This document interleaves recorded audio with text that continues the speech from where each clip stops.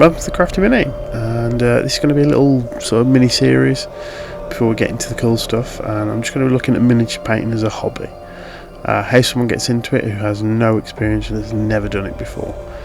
Now, firstly, the first thing you've got to understand is you're going to get, as you start researching, you're going to find tons of videos on YouTube, posts, websites, you know, all these things that'll say this is the secret sauce and the best thing to do. You know, and it'll be like, oh yeah, do these 10 steps and you can become a great miniature painter. And you know, some of them have got a lot of validity, but to start with, keep it simple. Understand this, there is no magic brush, there's no specific style of painting or a way to get good at this. I've been at this for 20 years. You know, I consider myself a decent miniature painter. I'm not the best, not far from it, but like anything, any sort of hobby, it takes time and effort, and it is simple as that. But where do you start? Think about why you want to get into it. So is it because you want to play a war game? You know, you want to get an army, you want to get a war band, maybe you want to get some nice cool miniatures for like a tabletop game like an RPG, or maybe you've got a board game with some cool minis and you want to paint them up. Whatever it is, start with that. And when you look at those minis, firstly go for something that looks cool and that you want to paint, because the worst thing you can do is go and buy a box with no sort of rhyme or reason and try and complete all their miniatures, because you're going to tire yourself out and you're going to get fed up very, very quickly, and it's going to stunt your creativity. So get yourself something you want to paint.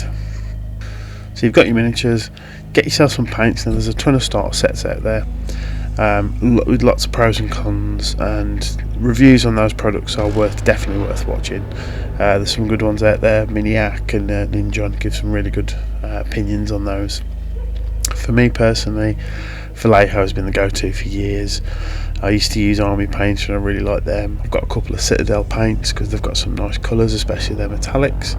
But at the moment, for me, it's Pro Acryl. Now, I wouldn't advise that as a first timer, because the price point's quite high and they're very, very specific paints for more of like if you want to do like display pieces and things.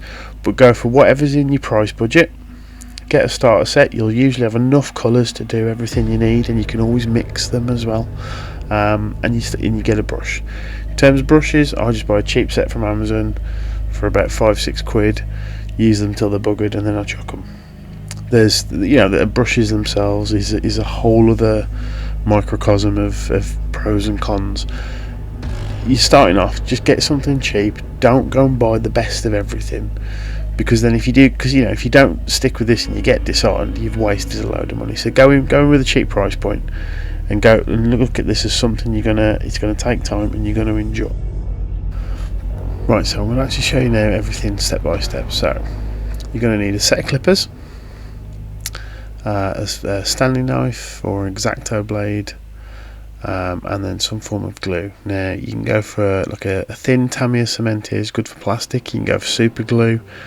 I go for more like the gel type stuff if you're going to be gluing metal miniatures. But whatever it is you've gone for, super glue or plastic glue, you're going to be absolutely fine. And again, you don't have to go and spend the earth on these. I like the Tamiya because it's quick dry, it sets really well, and it basically moulds the pieces together, so they're very rarely going to break. Now once you've got that and you've got your pieces, your spruce, so in this case I've got a box of Frostgrave Barbarians. Now I'll pick these because they're really, really easy to put together, and I like the miniatures, and it's just something I wanted to paint for this mini series.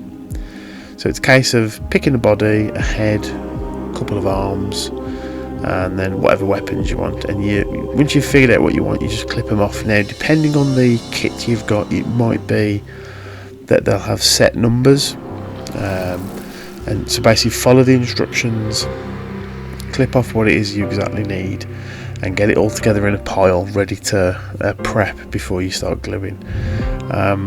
Again, with the kits and things, like a lot of people are going to go straight for 40k because it's the biggest brand out there. Their instructions are sometimes ridiculously obtuse and hard to put together, so bear that in mind. Take your time with it, make sure you identify the right parts and pick exactly what you want and what you need to put the miniature together. And then once you've got everything all set up, we'll go on to the next step.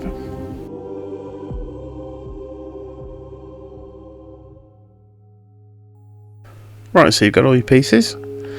Have a little dry fit, so you just put the pieces together without any glue, just make sure they all fit nice. Now what you want to do is go in with your X-Acto knife, and anywhere where you've clipped from the sprue there'll be this little sort of tag of plastic, and it's just a case of cleaning those up. So in the video here you'll see I'm just using the flat of the blade and just gently scraping it to pull those pieces off. Now sometimes as well, like on this miniature here, there's mould lines where the sprue, when they've actually made it, they've pushed the two halves of plastic together and you'll get this little seam. Again, just use the flat of the blade and brush, and you can see here just on the leg, that's what I'm doing there, and just brushing away, because you want it to look as neat as possible, because anything like this will be picked up on the paint. And you know, it's good to just prep your miniatures and make sure everything fits together, and just go around, take your time, don't rush this, because again, for a start you're using a sharp object. So if you rush this, and you're going to end up cutting yourself, and that's the voice of experience. I've got lots of little scars on my fingertips and things. So take time, go through and clean everything up. And once all your actual pieces are prepped, start to dry fit. Make sure you're happy with the like the style and the choices you've picked. Maybe you want to change out a weapon, things like that. Once you're happy, then we'll get on to the actual gluing of the miniature.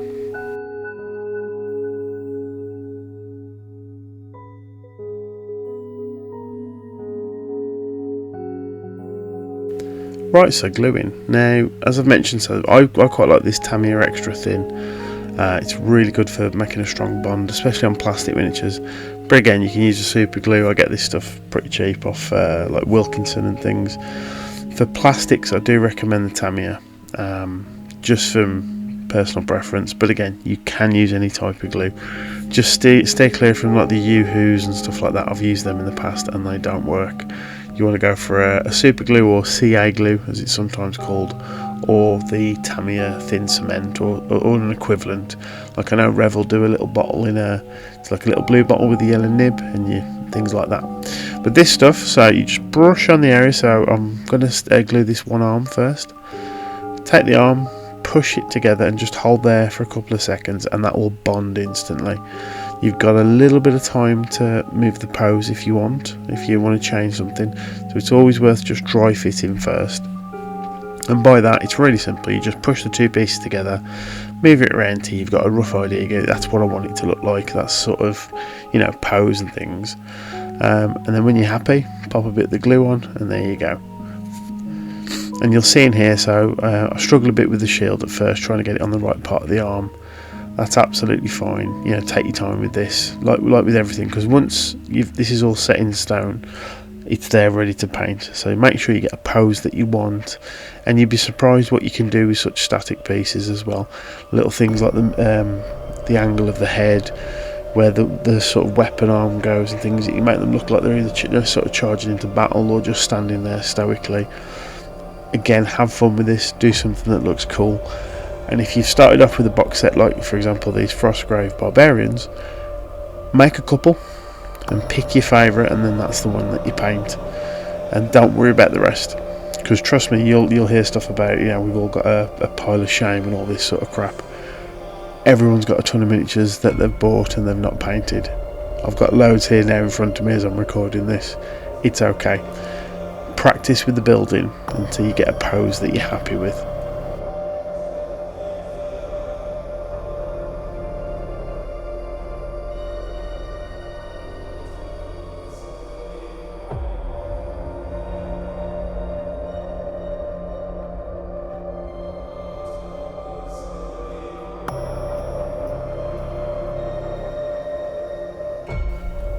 And you can see I'm nearly done. So with this Tamiya cement, you can just brush across an area that you've already glued, just if you want to move it a little. So I want to just slightly change the pose of the head, as if this barbarian, and she's standing there sort of stoically looking at an enemy ready to go into battle.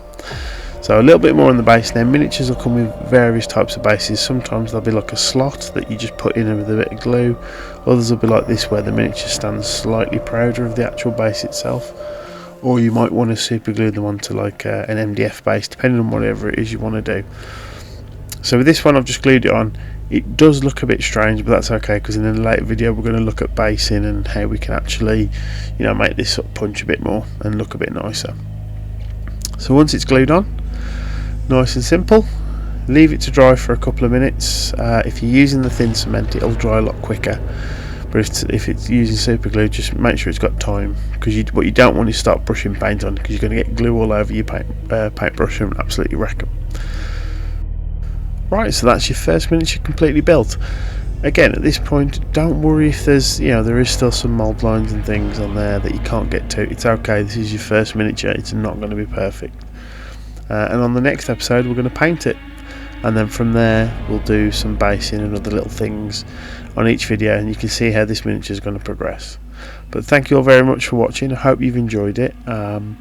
Any questions, especially from people who are new and getting into the hobby, please message and ask away, because I'll answer everything, and if it's something I can address in a video that'll help out other people, I'll also do that. But cheers for watching, and we'll see you on the next one.